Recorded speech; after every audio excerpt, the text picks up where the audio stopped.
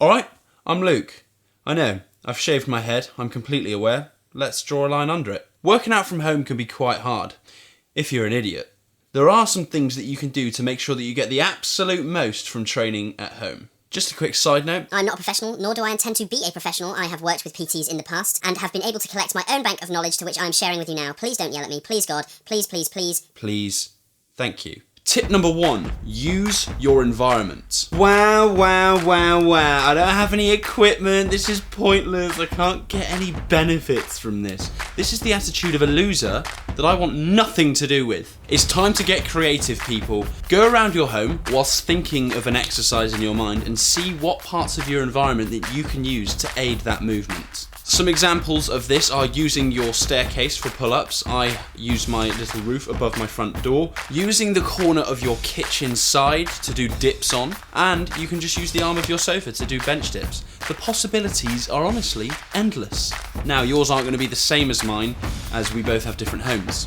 So how about for a change, you do some thinking for yourself? If you're going to come up to me and say, Luke, I'm just so strong, all these exercises are too easy for me.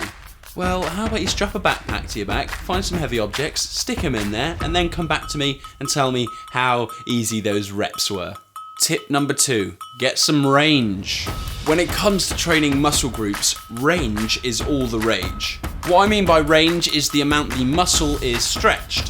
For most of your muscle groups, you're going to want to get range in as much as possible. The chest/pectoral muscles are a prime example of this. Now, press-ups are obviously going to be one of the main exercises that you're going to be doing if you don't have any equipment for your chest. Now, I recommend getting 2 objects of the same height to put your hands on whilst doing a press-up. This could be pots, pans, bricks, anything that's strong and stable that is going to be able to hold your weight. I'm lucky enough to have a pair of dumbbells which work great. When you drop for the press up, you realise that you're actually able to drop a lot lower than if you were just doing it on the floor, and which means that the range is increased and the muscle is stretched more. This means that the muscle is going to be doing work from a weaker position, therefore activating it more. You should definitely be able to feel it as soon as you start doing it. This theory should be applied to most muscle groups. If you're doing pull-ups, drop all the way down. If you're doing bicep curls, fully extend your arm. Tip number 3.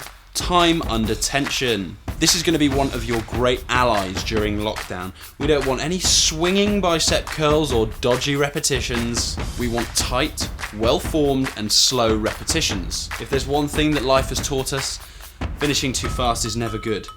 Time under tension refers to the amount of time that a muscle is under pressure. It is generally a method used for muscle growth, but can also benefit strength as well. A good starting point would be to look at time under tension as a set of 3 numbers. The first number is the time spent lowering or performing the first part of the rep. The second number is the time you spend at the resting point of a rep, for example, the top of a press up. And finally, the last number represents your push or pull speed for the rep. A good number system to start with is 3-2-0. So that's 3 seconds for lowering, 2 seconds for pushing, and 0 seconds for resting. You're slowly going to realise that you can't lift as much as you used to, and that's because these reps require a lot more work, even for you big boys and girls out there.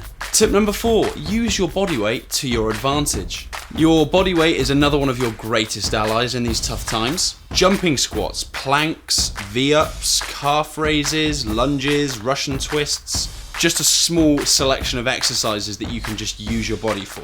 Create circuits and push yourself. See what you can do within a specific time frame. I've actually created my own leg and core workout which I'll be uploading within the next week. Side note, I actually bought a skipping rope recently and it's the best idea ever. You know, it's great for cardiovascular, your legs, your core. You can really see why boxers do it. And tip number 5, just get fit. You can lift weights and look big and strong, but if you can't run for 3 minutes without going into cardiac arrest, then, you know, it's all pretty pointless. I will continue to lift weights because I enjoy it. However, I'll never underestimate the value of cardiovascular exercise. Now, I'm not saying we all need to run, because I know that's boring for a lot of people. There are a lot of other ways to get fit. Like you can go cycling, you can change your running type, so you could do sprints, you could create circuits in the garden of a mixture of exercises. Basically anything that gets you out of breath and increases your endurance. That is what your health is down to at the end of the day. I know it's a lot harder to do different types of cardiovascular exercise in these current conditions, but you know, I know even if you hate running, put some headphones in, chuck a podcast on, the time will fly. So those are my top tips for training at home. Now, at the end of the day, the hardest part of this is going to be making yourself to actually do this exercise. Willpower is one of those great walls that we face in day-to-day life, so try and figure out ways around it. I always try to remember the feeling that I get after doing exercise, and it normally makes me get up and go. There really is something euphoric about it. Anyway, I'm off now. Cheers. There's a wall here, nowhere to go.